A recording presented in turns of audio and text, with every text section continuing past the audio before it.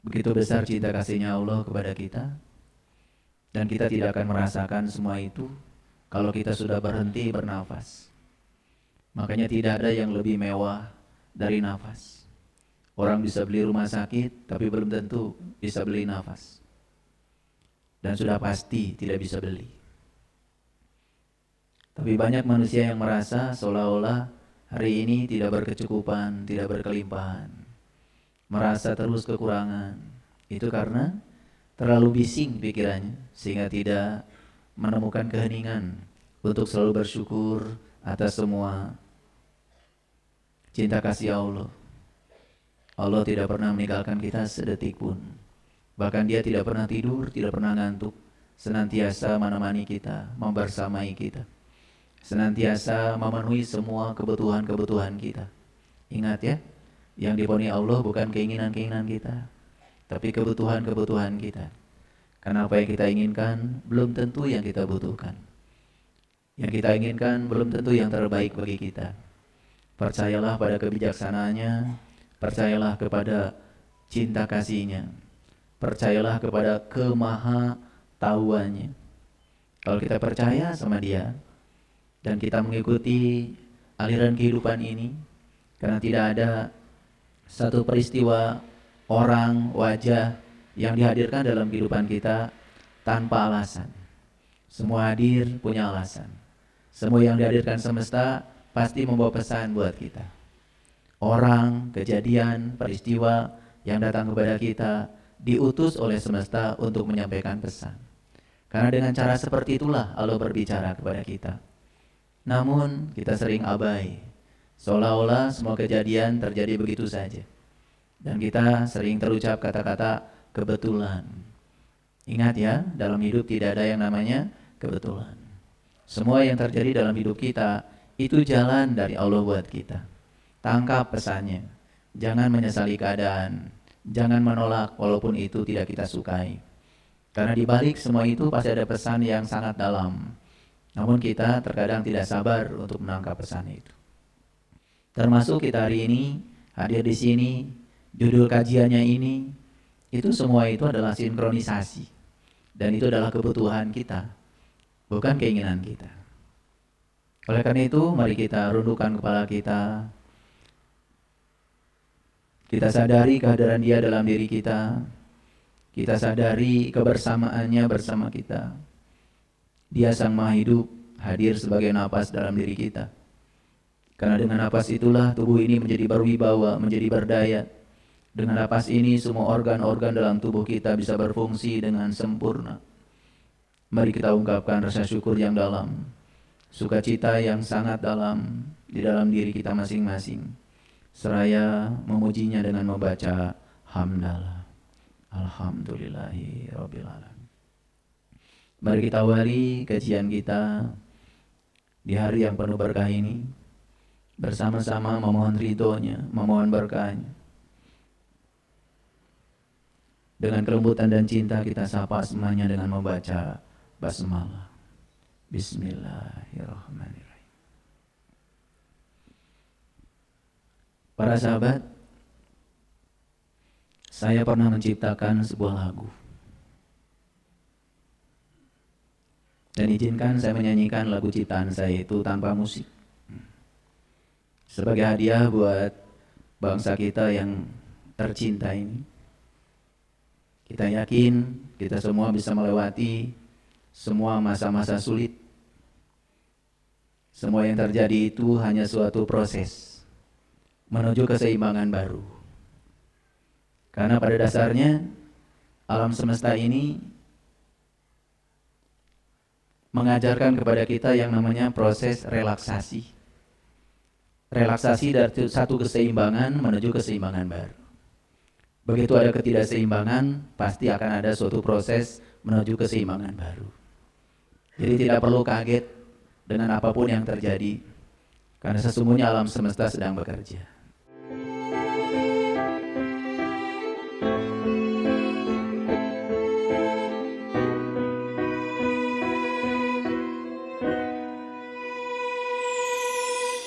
Makhluk cahaya berkarya di alam maya pada Gerakan raga berbekal daya semesta,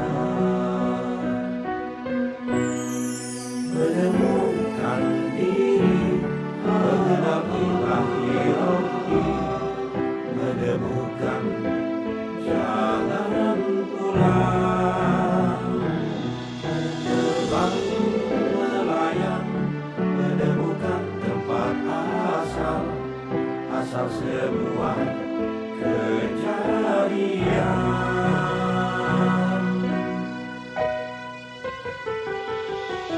Insan isbatul yakin, hadis sebagai penyejuk jiwa. Insan isbatul yakin, beri nafas bagi semesta. Insan isbatul yakin, sebagai pelepas dahaga jiwa. Insan isbatul yakin, penerang bagi kegelapan jiwa.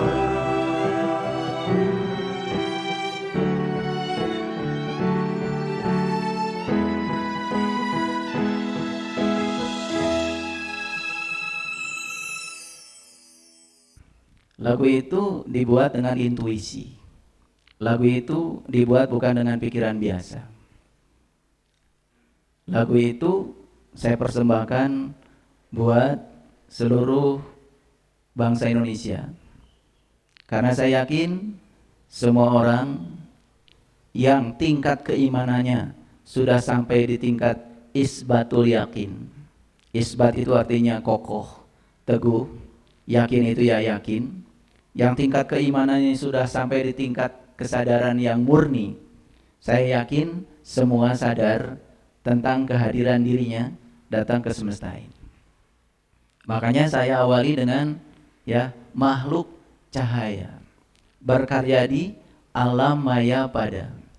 Jadi pada dasarnya manusia itu adalah makhluk cahaya. Jadi aslinya kita tuh makhluk cahaya. Bukan makhluk yang sedang mencari cahaya, bukan. Aslinya kita itu adalah makhluk cahaya. Nah, makhluk cahaya ini akan dikaryakan di alam maya pada. Maka oleh Allah diberi kendaraan. Kendaraannya namanya raga. Raga ini. Makanya cucu saya beri nama Raga. Jadi raga itu bisa berarti tubuh, tapi raga itu aslinya sebetulnya bahasa Sanskerta. Dari dua suku kata, ra dan ga. Ra itu artinya adalah cahaya. Sedangkan ga itu besar, tanpa batas.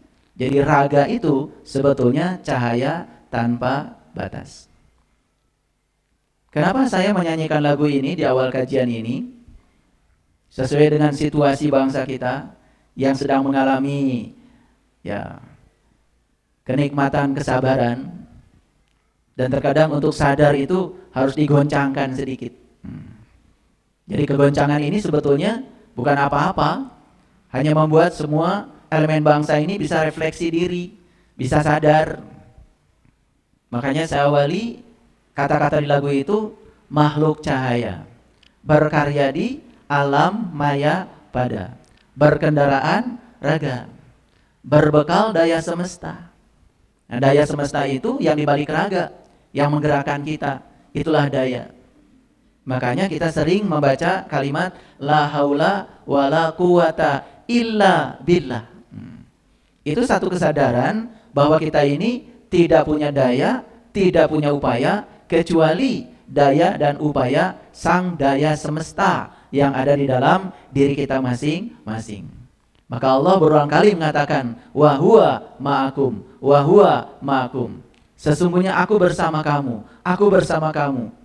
Wa nahnu aqrab ilahi min hablil warid.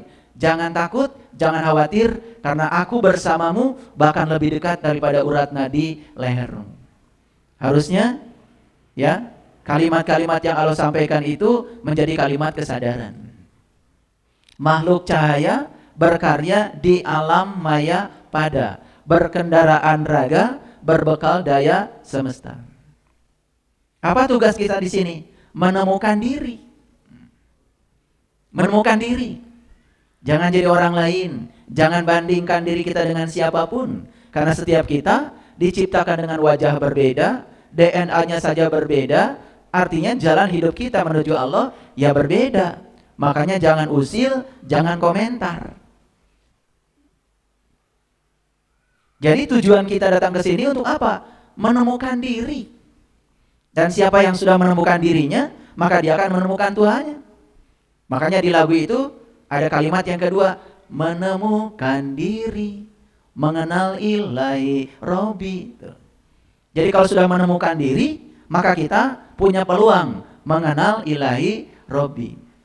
Menemukan jalan pulang, sehingga kita bisa menemukan jalan pulang. Kapan pulangnya? Ya sekarang, di sini saat ini.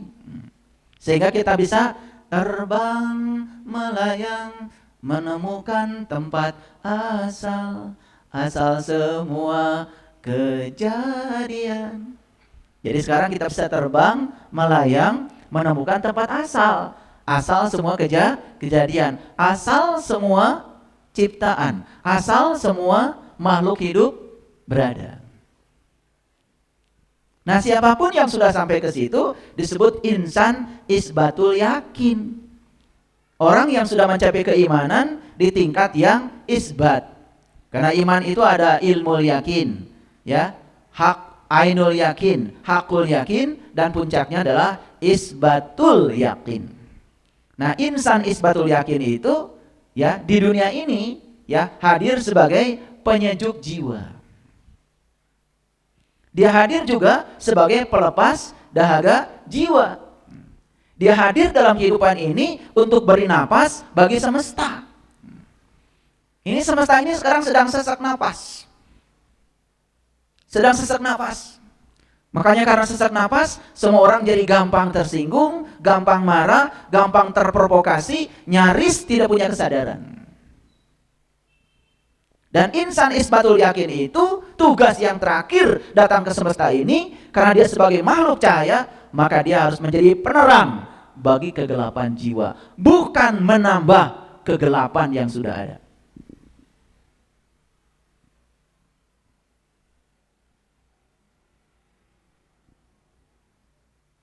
Insan isbatul yakin hadir sebagai penyejuk jiwa.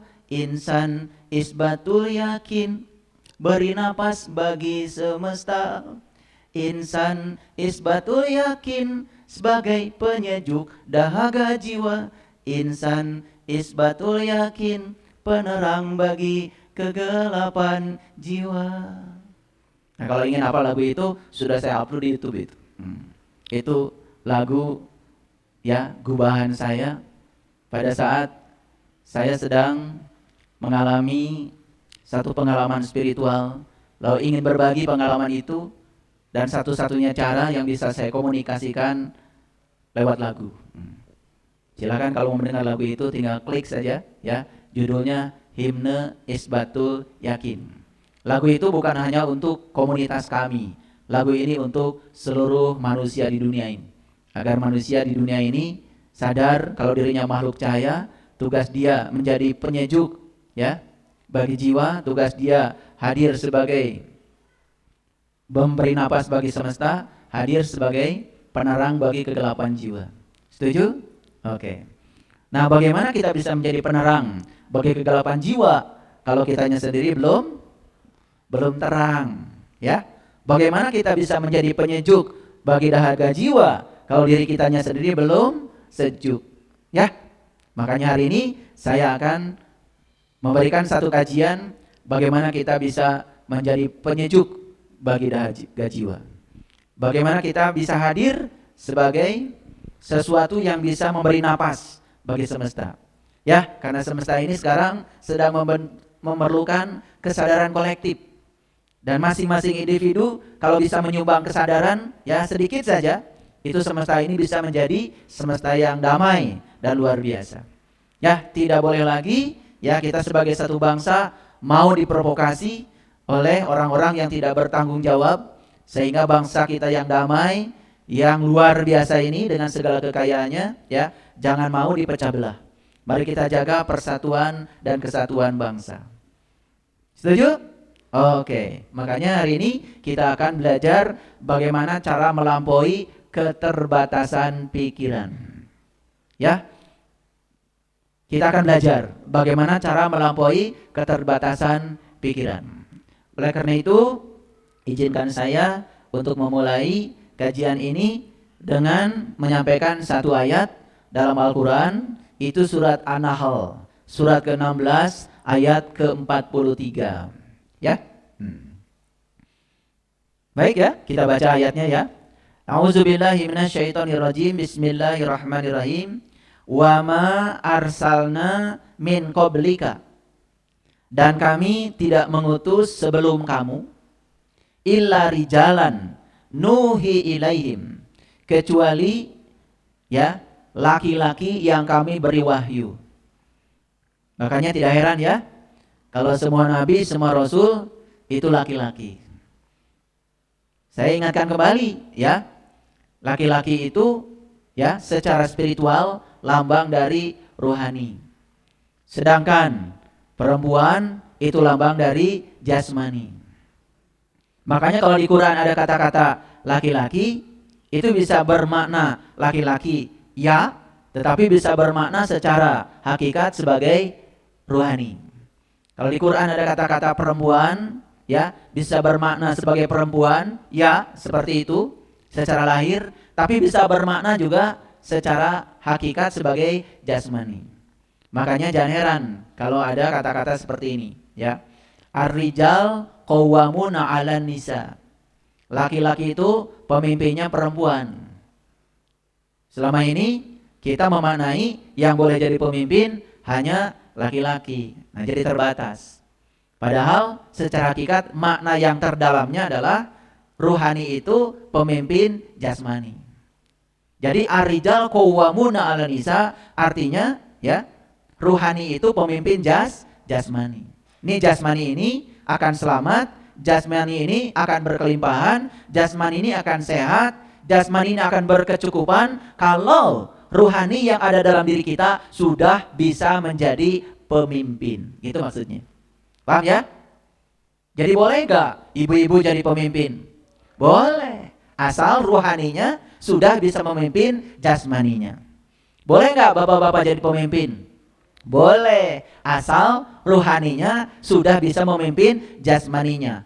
Ya, siapapun manusia yang ruhaninya sudah bisa memimpin jasmaninya, yang kesadarannya sudah bisa mengendalikan pikirannya, perasaannya, dan tubuhnya, maka dia disebut orang yang sudah selesai dengan dirinya sendiri. Dia berhak menjadi pemimpin.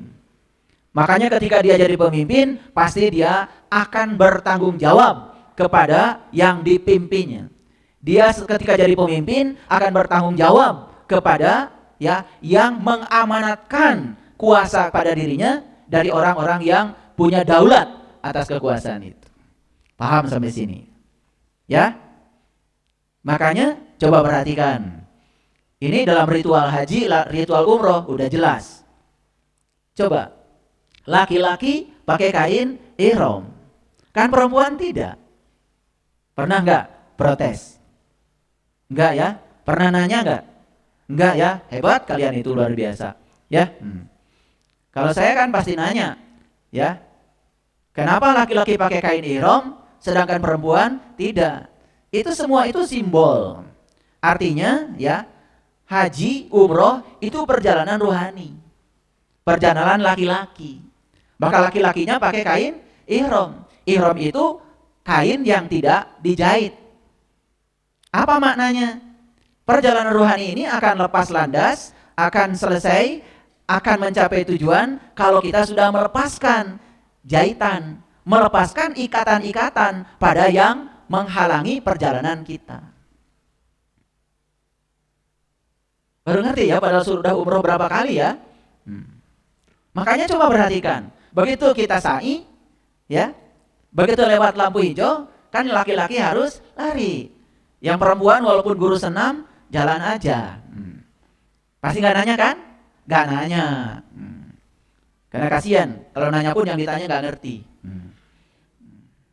Itu maknanya urusan rohani harus sungguh-sungguh, harus lari.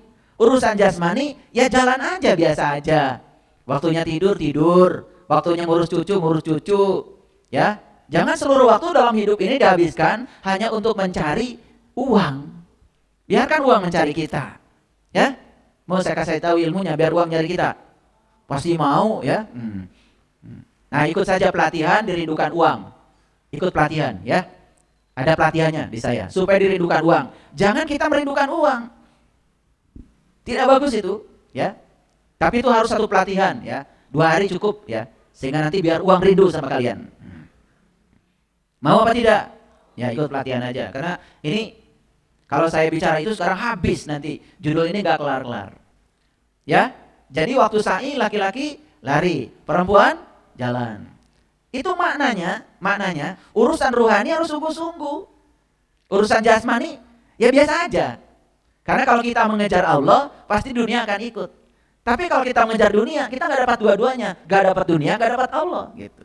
Makanya perhatikan orang yang benar, ya, berketuhanan, yang sampai pada tingkat isbatul yakin, fi dunya hasanah wa fil akhirah hasanah, tidak akan kekurangan.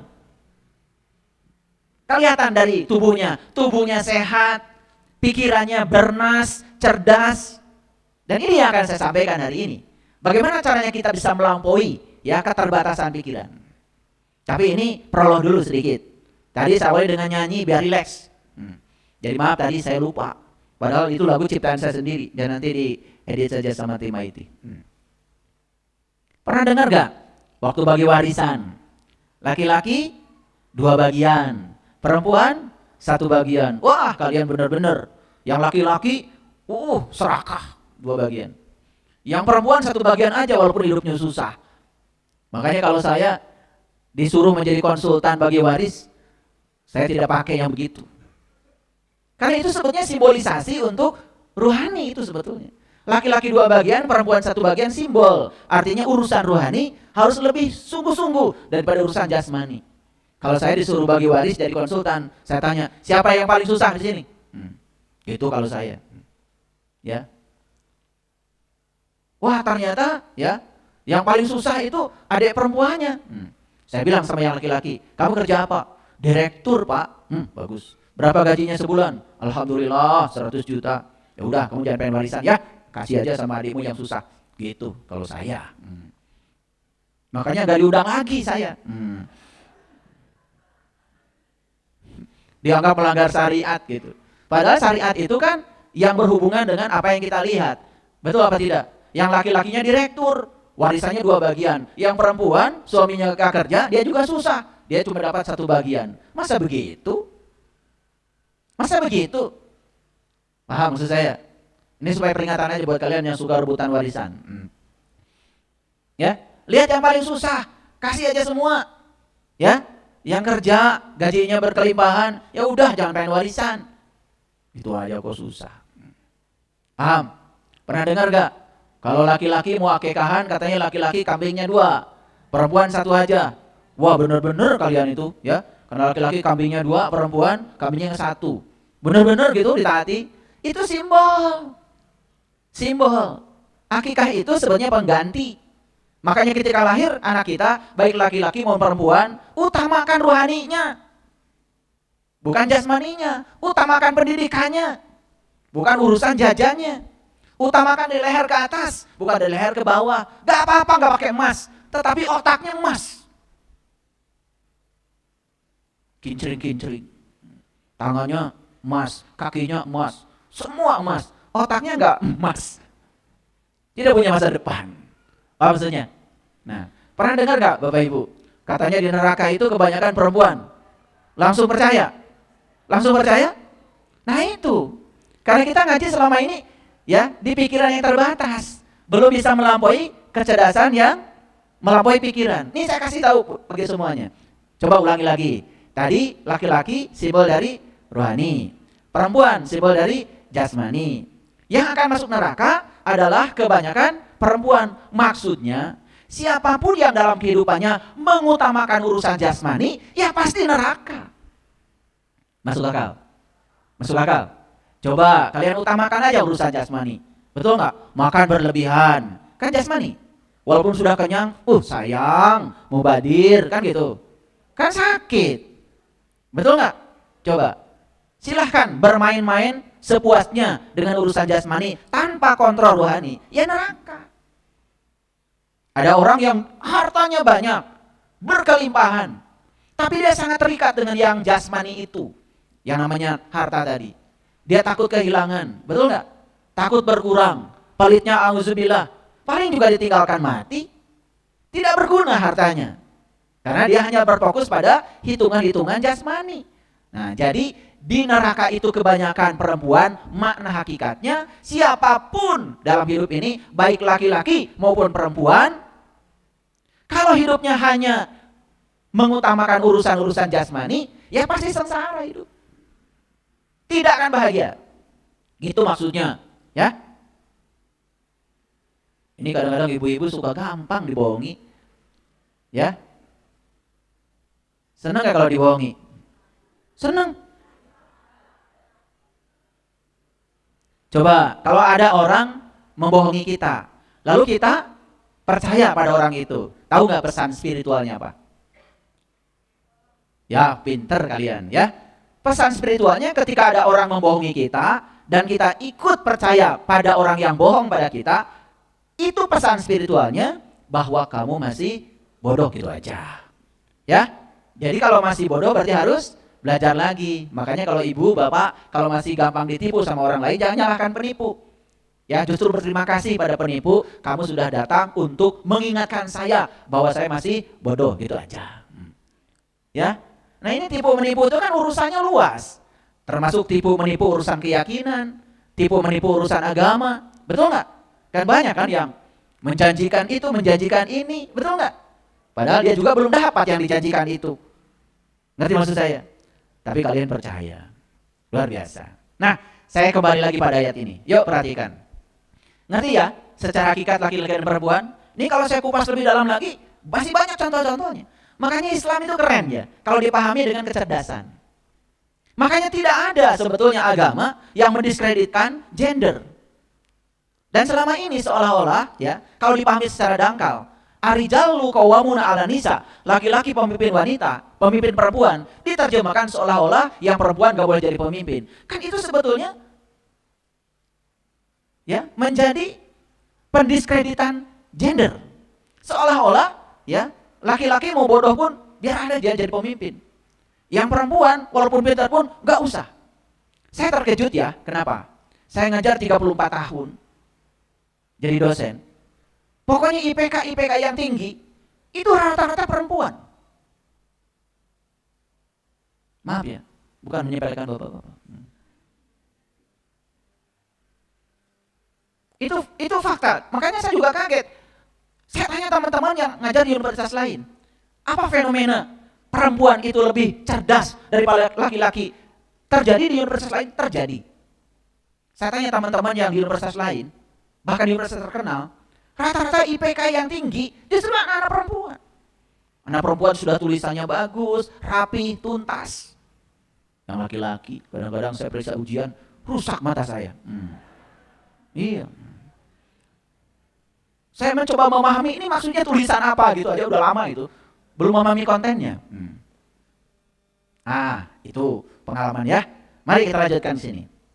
Wa ma arsalna min qablika illa rijalan nuhi ilaihim.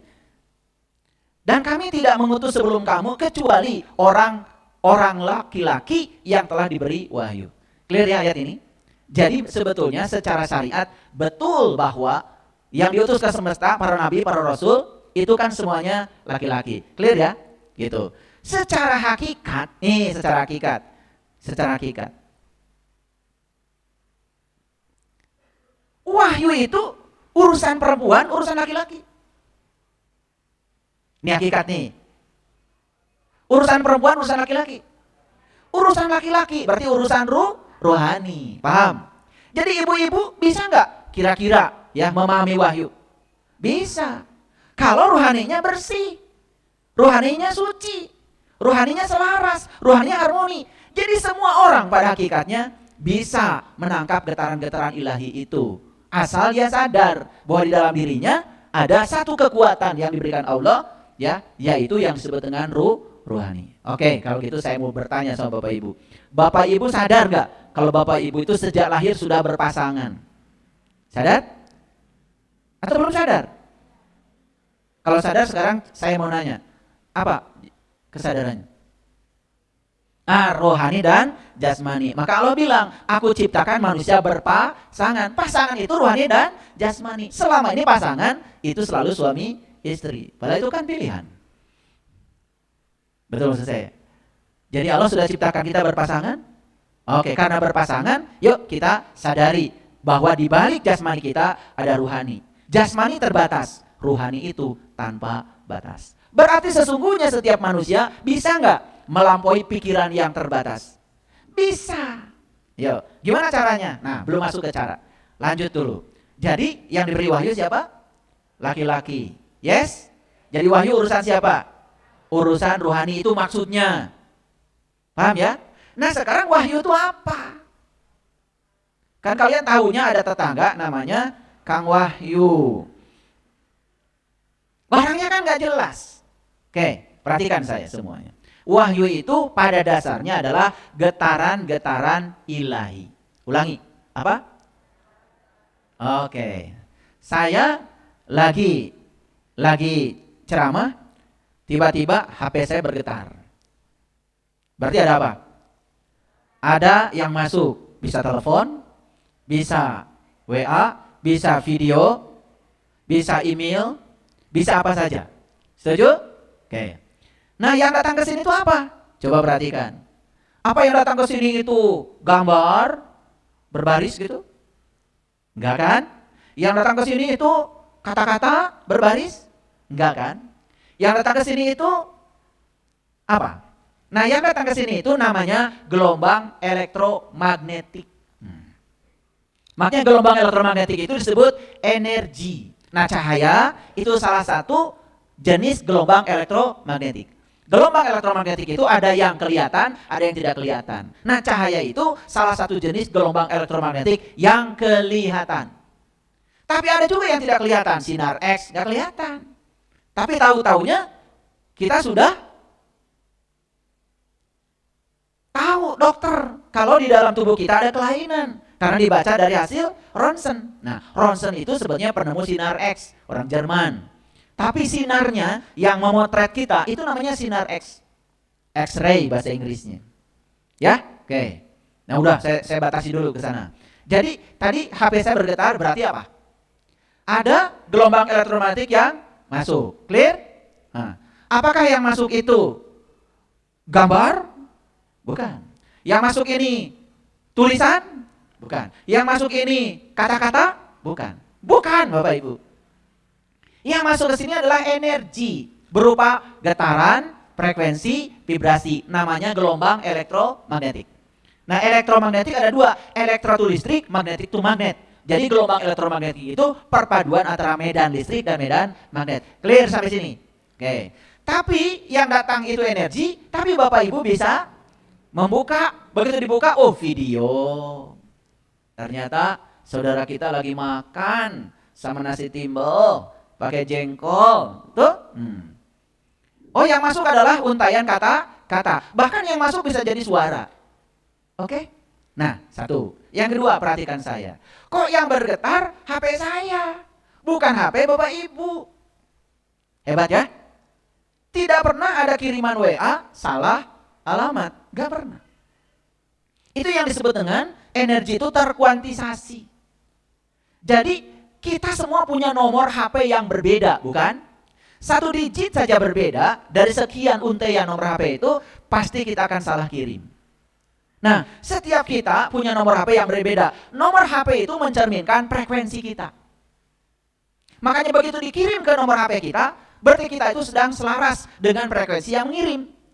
Makanya yang mengirim dengan yang dikirim terjadilah keselarasan frekuensi. Akibatnya apa? Video, tulisan, kata-kata yang dikirim tidak nyasar ke tempat lain. Clear sampai sini? Oke. Ini saya ajarkan yang gampang aja, yang gampang. Jadi yang nyampe ke sini itulah getaran sebetulnya. Nah, tubuh kita ini, ya, tubuh kita ini mana? Lebih canggih tubuh, lebih canggih HP. Yang benar. Saya tanya ulang sekali lagi. Canggihan tubuh, canggihan HP. Kalau kalian ragu-ragu jawabnya, yang di rumah gimana? Canggihan tubuh, canggihan HP. Oke, betul, canggihan tubuh. Ya. HP kalian ya iPhone terbaru. Dijaga. Si canggih. Betul enggak? Takut jatuh. Dilindungi pakai macam-macam. Alat pelindung. Ya, anti air, macam-macam. Jujur ya, kalian lebih melindungi tubuh, lebih melindungi HP. Ini saya mau jelaskan bahwa tubuh kita ini lebih canggih. Jadi HP, mobil, macam-macam itu, semua itu hanya mengkopi cara berpikir Tuhan atas semesta raya ini. Ini yang namanya HP ini hanya meniru cara berpikir Tuhan. Yuk sekarang, kalau tubuh ini lebih canggih, berarti ya di tubuh ini sebetulnya ada jaringan elektronik, rangkaian elektronik yang jauh lebih dahsyat, lebih ruwet daripada HP. Pernah nggak Bapak Ibu berpikir, kenapa ya Bapak Ibu lihat mobil, kok bisa tahu kalau itu mobil? Gimana itu bisa tahu itu mobil? Padahal kan yang masuk ke sini itu baru gambaran, ditangkap oleh mata. Dari mata disalurkan ke mana tuh? Disambungkan ke sistem kerja otak yang lebih rumit. Kalau saya jelaskan, itu mekanismenya sangat rumit. Sampai akhirnya kita bisa menyimpulkan itu mobil. Bahkan kita bisa mengatakan ini mobil truk, ini mobil minibus, ini bus, ini kereta api, ini pesawat. Kok bisa ya? Padahal informasinya sama dari sini. Pernah nggak berpikir itu? Yakin enggak lah kalian ya? Hebat kalian itu. Nah, kalau kita mau berpikir seperti itu, ternyata tubuh kita ini jauh lebih canggih, lebih kompleks daripada alat-alat elektronik yang disanjung-sanjung ini. Jadi kalau HP bisa menangkap informasi, berarti tubuh bisa nggak menangkap informasi? Bisa. Makanya semua orang-orang spiritual, apalagi di kajian saya tempo hari, ya, fisika sudah mengantarkan manusia menemukan God particles, yang disebut dengan partikel Tuhan, yang disebut dengan Higgs boson.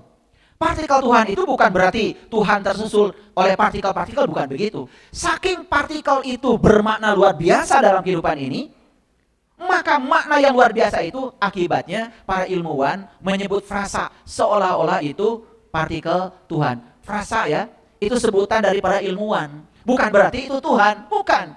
Aslinya namanya Higgs boson. Jadi Higgs boson ini gunanya adalah bisa menciptakan medan Higgs. Dan medan Higgs itu yang memberi bobot pada semua partikel-partikel lain. Elektron diberi bobot oleh boson. Kalau elektron tidak diberi bobot, tidak ada elektron, tidak ada atom, tidak ada molekul, tidak ada kalian. Tidak ada dunia, tidak ada matahari, tidak ada bintang. Maka saking keberadaannya luar biasa, maka Higgs boson ini disebut God particles. Luar biasa. Ini kalau saya jelaskan secara fisika, wah itu bisa menangis Bapak Ibu. Ya ngerti. Boro-boro kalian menangis ya. Baca istighfar gak nangis, baca bismillahirrahmanirrahim gak nangis, baca alhamdulillahirrahmanirrahim gak nangis karena gak ngerti. Coba kalau alhamdulillahirrahmanirrahim disadari, segala puji habis buatmu ya Allah. Karena engkau sang keberadaan, engkau sang kehadiran. Tidak ada satu peristiwa pun yang terjadi di semesta tanpa kehadiranmu ya Allah. Kalau itu disadari, nangis pasti kalian. Apalagi yang kalian yang ingin dipuji, yang ingin disanjung, bohong. Katanya segala puji habis buat Allah. Lalu hak Allah pun kamu curi. Suka gak? Senang dipuji? Ibu, ani gelis. Sahate ya. Jika menang maneh nawe, irung mancung teh. Betul apa tidak? Iya.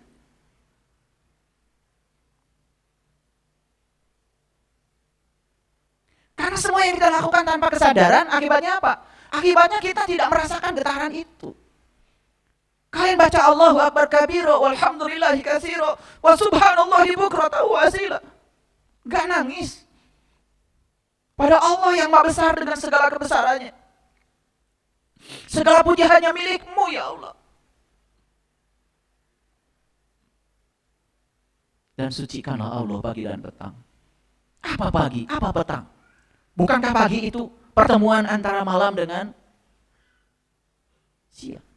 Pertemuan antara gelap dengan terang. Petang itu pertemuan antara terang dengan gelap.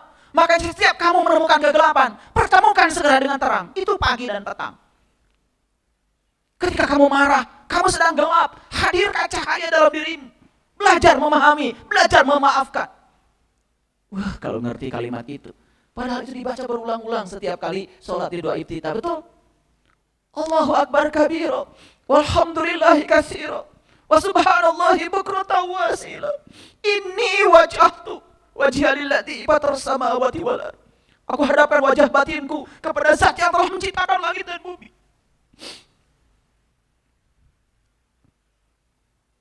Gak ada air mata di situ, kering kerontang. Kita mengucapkan itu kosong, gak ada maknanya, gak ada isinya, gak ada getarannya. Berulang kali kita mengucapkan kalimat itu, hanya berharap nanti katanya di akhirat dapat pahala. Padahal sholat itu bukan urusan pahala, sholat itu urusan akhlak. Saya baca dalam Al-Quran, sholat itu adalah sarana, alat supaya kamu terbebas dari perbuatan keji dan munkar. Gak ada kaitan dengan urusan pahala. Malah tujuan sholat jadi pahala, udah ngerti, pahala juga tidak tahu. Apa itu pahala? Jadi wahyu apa Bapak Ibu? Getaran-getaran ilahi. Perhatikan saya semuanya. Kenapa Nabi Muhammad bisa menerima wahyu? Kenapa? Kenapa kita tidak bisa menerima wahyu? Kenapa? Kalau wahyu itu getaran-getaran ilahi, berarti getaran-getaran ilahi itu ada terus sepanjang zaman. Dan kenapa Nabi Muhammad bisa menangkap wahyu? Berarti tubuh beliau itu lebih canggih daripada HP ini. Bisa menangkap semua informasi, bisa menangkap semua data. Kenapa bisa begitu? Coba ingat tadi. Ibu bapak kirim WA sama saya, tidak akan nyasar ke tempat lain. Karena ada kesamaan frekuensi, ada kesamaan energi. Karena Nabi Muhammad itu memelihara dirinya supaya beliau selaras dengan pencipta alam semesta ini. Tidak pernah mengotori dirinya, tidak ada kebencian, tidak ada iri hati. Dijaga oleh dirinya kesucian jiwanya. Laki-laki sejati dalam